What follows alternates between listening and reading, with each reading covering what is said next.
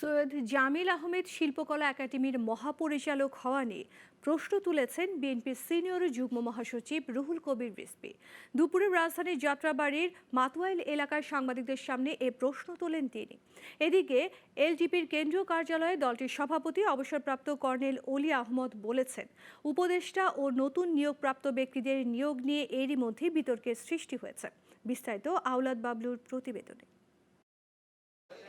মঙ্গলবার রাজধানীর মগবাজারে এলডিপির কেন্দ্রীয় কার্যালয়ে আয়োজন করা হয় এক সংবাদ সম্মেলন। এতে কথা বলেন দলটির সভাপতি অবসরপ্রাপ্ত কর্নেল অলি আহমেদ। এ সময় অন্তর্বর্তী সরকারের উদ্দেশ্যে তিনি বলেন, উপদেষ্টাদের গুরুত্বপূর্ণ স্থানে অধিক সতর্কতার সঙ্গে মনোনয়ন বা নিয়োগ নিশ্চিত করতে হবে। নিয়োগপ্রাপ্ত ব্যক্তিদের অতীত ইতিহাস জানা না থাকলে বা রাজনৈতিক প্রজ্ঞার অভাব থাকলে দেশ ক্ষতিগ্রস্ত হবে। তাতে বৃথা ছাত্র জনতার রক্ত। গুরুত্বপূর্ণ জায়গাগুলিতে অধিকতর সতর্কতার সাথে মনোনয়ন বা নিয়োগ নিশ্চিত করতে হবে।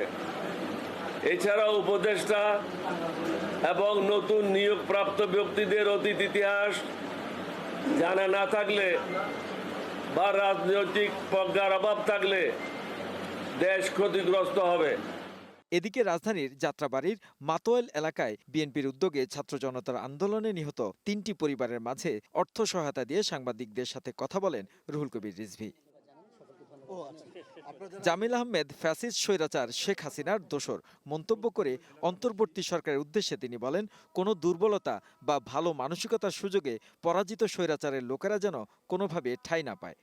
একটি ভয়ঙ্কর দুর্বিনীত একজন মহিলা ফেরাউনের পদত্যাগের পরে যে স্বস্তির বাতাসটা বইছে, এটা নিশ্চিত করতে হবে অন্তর্বর্তীকালীন যে সরকার থাকে।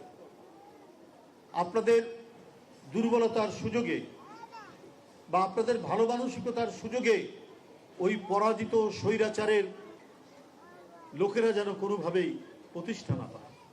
হিটলারের যারা সহযোগী ছিল তাদেরকে কি পরবর্তী সরকার কোনো জায়গায় দিয়েছিল?